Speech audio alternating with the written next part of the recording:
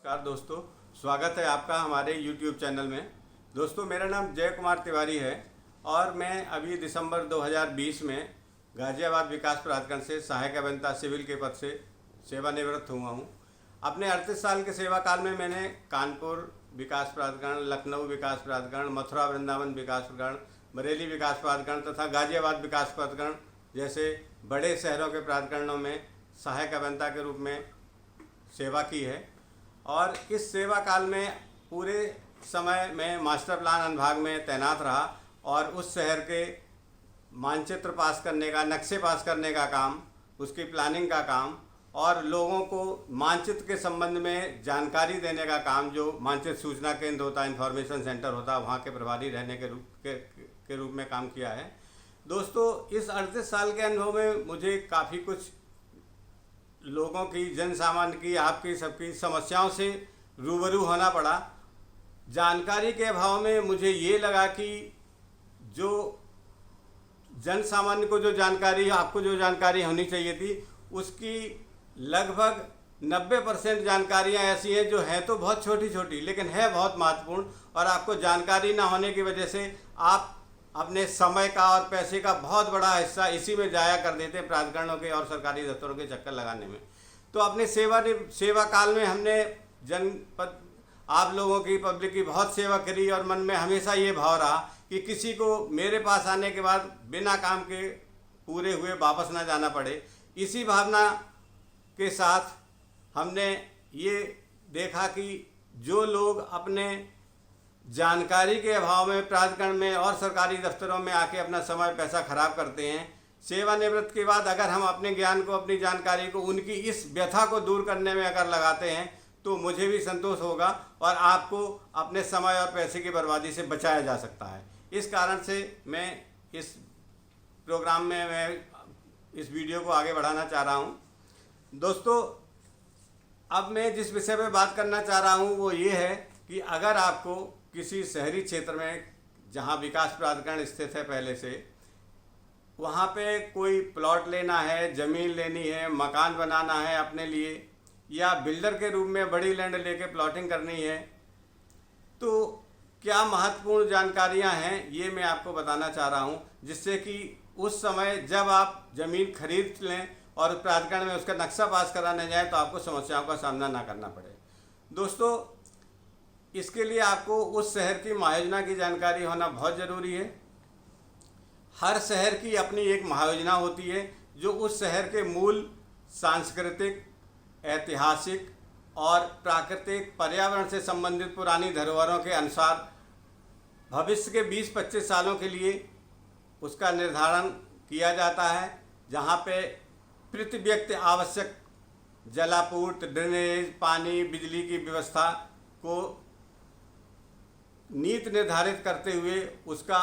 आरक्षण करने की क्रिया उस दस्तावेज में होती है। दोस्तों, प्रत्येक शहर की महायोजना का निर्माण उत्तर प्रदेश नगर एवं ग्राम नियोजन विभाग द्वारा विकास प्राधिकरण के सहयोग से किया जाता है, जिसमें उस शहर के आने वाले 20 से 25 सालों के लिए जो आबादी बढ़ने वाली है, उस आबादी को कैसे हम वो सुविधाएं दे पाएँ जिससे कि लोगों को उस शहर की पूर्व धरोहर, ऐतिहासिक और उसके पर्यावरणीय संरक्षण के साथ उन्हीं तरह की सुविधाएं प्राप्त हो सकें। इस तरह का एक दस्तावेज महायोजना होती है। दोस्तों, अगर आपको किसी शहर में, उदाहरण के रूप में मैं बात करूंगा, अगर आपको लखनऊ प्रदेश की राजधानी है, मैं यहाँ से शुरू करता हूँ। अगर आपको लखनऊ में एक ज़मीन खरीदनी है, मान लीजिए, जिसमें आपको प्लॉटिंग करनी है, या आपको अपना मकान बनाना है, आपको अपना स्कूल बनाना है, आपको कोई अस्पताल बनाना है, तो जब तक आपको उस महायोजना के अंतर्गत जो ज़मीन आप खरीदने वाले हैं उसका भू उपयोग क्या है ये पता नहीं होगा, तो आप उस पर निर्माण नहीं कर सकते। जब आप, मान लीजिए, आपने महायोजना में उसका भू उपयोग पता नहीं किया और नक्शा पास कराने के लिए प्राधिकरण में जाएंगे तो प्राधिकरण आपका नक्शा नहीं पास करेगा, फिर आप उस समस्या में फंस जाएंगे जैसे कि लोग फंसे रहते हैं, आप लोग फंसे रहते हैं, और प्राधिकरण के पास फिर उसका कोई हल नहीं होता है। इसलिए आपको महायोजना की जानकारी होना बहुत ज़रूरी है। दोस्तों, अब मैं आपके सामने चित्र के माध्यम से लखनऊ विकास प्राधिकरण की महायोजना प्रस्तुत कर रहा हूँ। इस महायोजना में आप चित्र में देख सकते हैं, बाईं तरफ एक कंटेंट दिया हुआ है जिसमें विभिन्न भू उपयोग अलग अलग विभिन्न कलर से दर्शाए गए हैं। उसी तरह लखनऊ के चित्र में उन भू उपयोगों को दर्शाया गया है कि जो अनुक्रमणिका संकेतिका में जो भू उपयोग जिस रंग से है वो पूरे डिटेल चित्र में कहाँ पे पड़ रहा है, इससे आप उस भू उपयोग की जानकारी कर सकते हैं। ये एक बृहद भू उपयोग है, लेकिन अगर आपको जैसे मान लीजिए आपने भू उपयोग की संकेतिका में देखे अपने क्षेत्र में जहाँ आप ज़मीन खरीदने जा रहे हैं, खरीदना चाह रहे हैं, वहाँ का भू उपयोग पता कर लिया, फिर भी आपको ज़मीन खरीदने से पहले एक बार प्राधिकरण में जाके या CTCP कार्यालय जो मुख्य ग्राम एवं नगर नियोजक कार्यालय है, वहाँ पे जाके आपको उसके जोनल प्लान के संबंध में भी जानकारी करनी पड़ेगी कि जो भू उपयोग के अंतर्गत जो लैंड है उसमें कहाँ से हमारी रोड्स निकलेंगी। ऐसा न हो कि आप ज़मीन खरीद लें वहाँ पे आवासीय कॉलोनी काटने के लिए आवासीय भू उपयोग के अंतर्गत, लेकिन पता लगा जब आप वहाँ गए तो पता लगा वो जोनल रोड की ज़मीन है और आपकी ज़मीन वहाँ से निकल गई। तो इतनी जानकारी होने के बाद जब आप करेंगे तो काफ़ी परेशानियों से बच सकते हैं। दूसरे चित्र में ये हमारे पास ये जो चित्र है, इसमें लखनऊ महायोजना, लखनऊ में 2031 तक की महायोजना तैयार हो चुकी है। 2031 तक की महायोजना में मार्ग संरचना, आगे आने वाले समय में कहाँ से कौन सी रोड निकलने वाली है, उस मार्ग संरचना का चित्र है। इसको देख के आप मार्ग के बड़े रूप में संरचना की जानकारी ले सकते हैं, लेकिन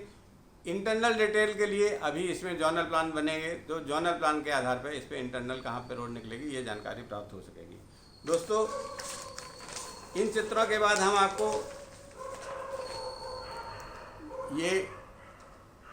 लखनऊ महायोजना 2031 की बुकलेट आपके सामने है, जिसके अंदर आप देख सकते हैं कि विषय सूची में वर्तमान भू उपयोग नियोजन संबंधी समस्याएं, महायोजना की अवधारणा, महायोजना का उद्देश्य, महायोजना का प्रस्ताव, ये सब और डिटेल नक्शे के माध्यम से भी इसमें दिखाया गया। आप देख लेंगे कि भू उपयोग कहाँ से क्या आ रहा है।